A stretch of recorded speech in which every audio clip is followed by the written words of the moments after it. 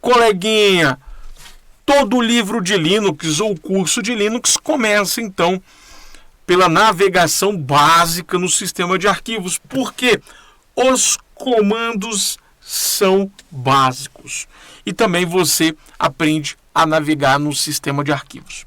Então, conforme já falamos, deixa eu inicializar aqui o tal do Color Paint para desenhar para vocês. Então, nós vimos que nós temos o root, a raiz, certo? Por exemplo, /home, /home, não é isso?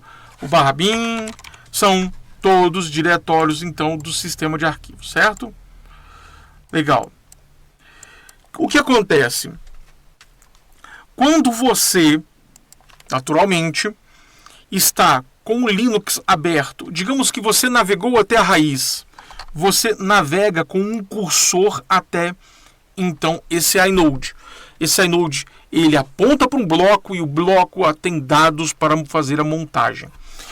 Então você faz essa abertura e aí ele vai para a memória principal. Então nós temos aqui a memória principal. Caramba, a memória principal ficou em vermelho.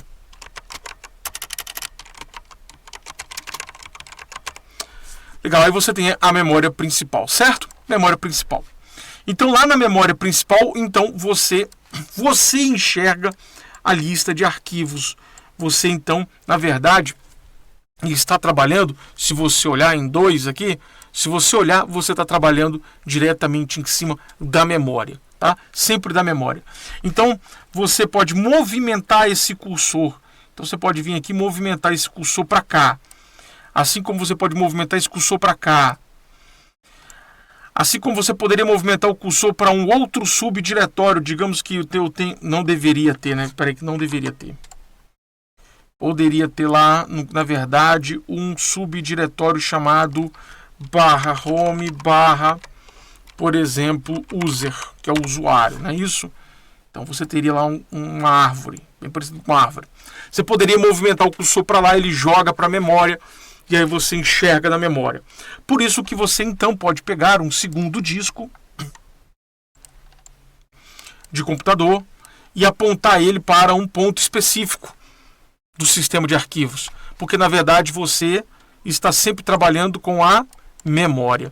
Então o sistema de arquivos do Linux, se você olhar bem pela teoria, é na memória que ele está. Tranquilo?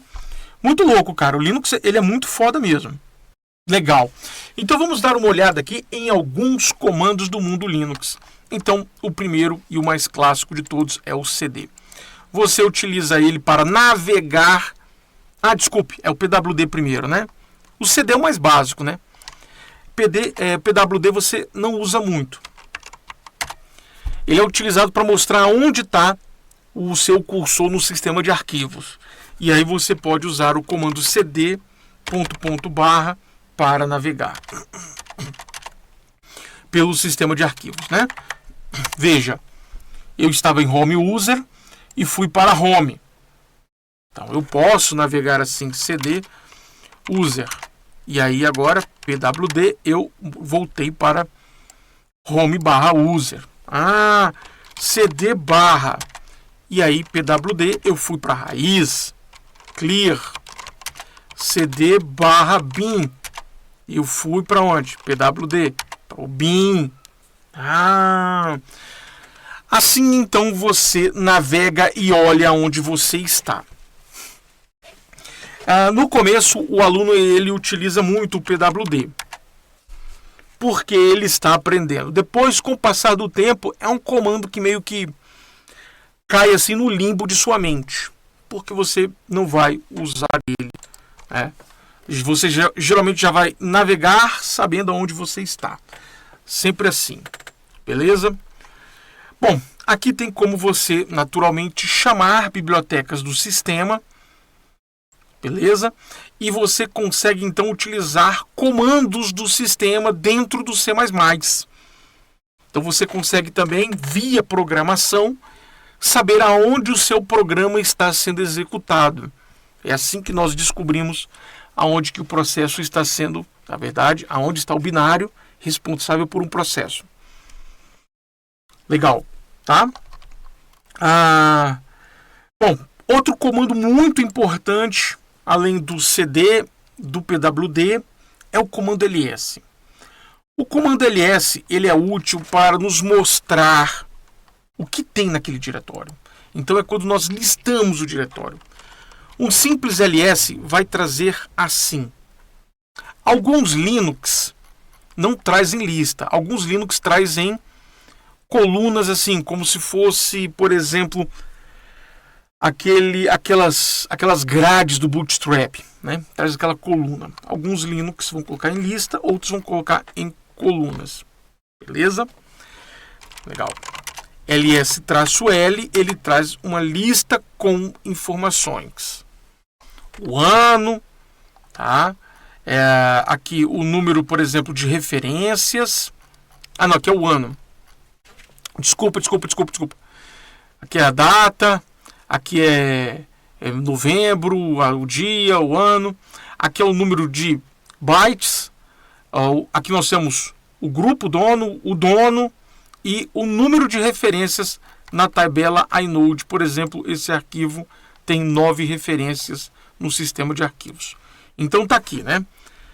Tipo de arquivo é a primeira coluna, certo? Seguido de 9, relacionado à permissão de acesso a esse arquivo, as referências na tabela inode, essa coluna, o dono, o grupo, tamanho e a data de modificação, bem como o nome do diretório /arquivo.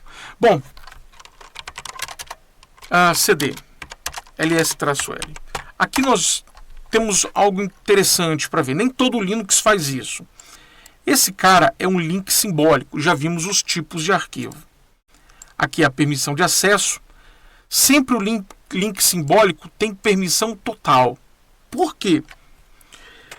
A verificação não é feita no link simbólico, no atalho. A verificação é feita lá no arquivo, porque senão seria dúbio.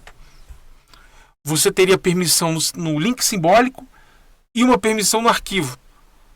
Então seria dúbio e traria problema. Então deixa o link ter acesso total, mas lá na hora de abrir o diretório ou o arquivo, é feita a validação do usuário em um único lugar. E isso simplifica muito o Linux. Isso simplifica demais o Linux, coisa que no Windows não é assim. Veja que o Linux sempre é muito simples. Então repare que nem toda distribuição vai te trazer esse negocinho bonitinho aqui, ó. Ele é desse link simbólico, ele aponta para esse lugar, tá? Nem toda distribuição vai fazer isso. Beleza? Caso você precise ver de uma forma humana, H de humano. Porque ele vai colocar as coisas em kbytes aqui para você, ó. Megabytes, gigabytes. Vai ser uma coisa muito humana essa coluna aqui. Beleza? Caso você precise ver os arquivos ocultos, é o A. E aí você enxerga também os arquivos /diretórios ocultos. Preste atenção nisso aqui. Preste atenção nisso aqui. Ponto. Beleza? Olha só. Vou exibir os diretórios ocultos, os arquivos ocultos e a tabela inode. Vamos lá. Olha só que interessante.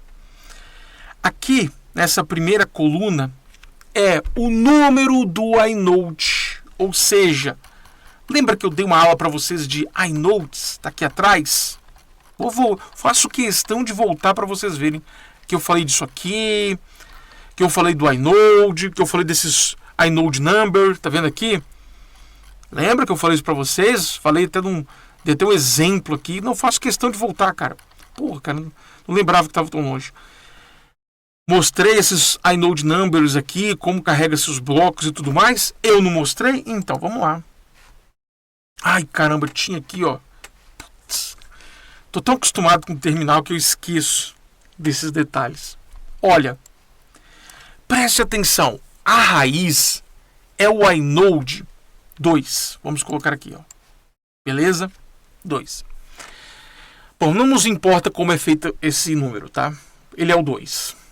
E repare, o diretório pai da raiz é ele mesmo. Como assim? Então, no mundo Linux, para não ter um if, para falar, olha, eu naveguei até a raiz, daqui eu não posso voltar mais. Para não ter if em todos os sistemas, todos os códigos que manipulam o sistema de arquivos, para não ter um inferno de if para tudo quanto é lado, os caras fizeram a gambiarra do pai do root, seu próprio root. E aí não tem esse if. Isso não é uma gambiarra, isso é uma arte. Entenderam? Peraí. Deixa eu ver se eu entendi. Clear. Vamos carregar na memória o /home, cd /home. Logo em seguida vamos executar então o LA. Repare, ó, tá? O /home é o inode 8194. E o pai do /home é o root, ó, o 2 ali. Caracas, bicho, peraí. Você tá querendo me dizer que se eu vir aqui navegar cd user pwd, repare, eu estou em /user. E agora eu venho aqui, foi mal, desculpa. E eu sou o inode 43. E o meu pai é o 8194. Aqui. Olha ele aqui. Então quer dizer que o ponto é o diretório em que eu estou. Na tabela inode. 2 pontos é o diretório anterior. O pai, vulgarmente conhecido como pai. Né? Bom, e aqui eu tenho os arquivos que não são nada, assim, para o sistema. São só arquivos ocultos. Né? Que tem esses pontinhos. Desculpe, acabei grifando quem não é. Aqui, ó, tá vendo esses pontinhos aqui? No mundo Linux, tudo que começa com um pontinho não é exibido. Vou repetir. No mundo Linux não existe arquivo oculto. Isso é um apelido carinhoso. Porque tudo que tem pontinho não exibe por padrão. Tá lá. Você pode chamar. Mas não exibe por padrão. Então, ls. Olha, repare. Não exibe por padrão os pontinhos. Por causa dessa teoria. E aí a galera, percebendo isso, olha o que os caras fizeram. Percebendo, os usuários de Unix lá atrás, percebendo que o que tem pontinho não exibe, para não ficar exibindo aqui os 2 pontinhos nessa lista, como se fosse algo para o usuário, ou seja, é algo do sistema, não é algo do usuário. Aí os usuários começaram a colocar pontinho no nome dos arquivos para ignorar eles também na listagem comum. Não é só os programadores do Linux que faz gambiarra, não. O próprio usuário, com o passar do tempo, começou a fazer gambiarra. Por isso que não existe arquivo oculto no Linux. Arquivo oculto como um atributo não existe. No mundo Windows tem. O arquivo ele pode ter um atributo, na verdade ele tem, né? Um atributo que pode ser true ou false, ou no caso 1 ou 0, bit, não é byte, é bit.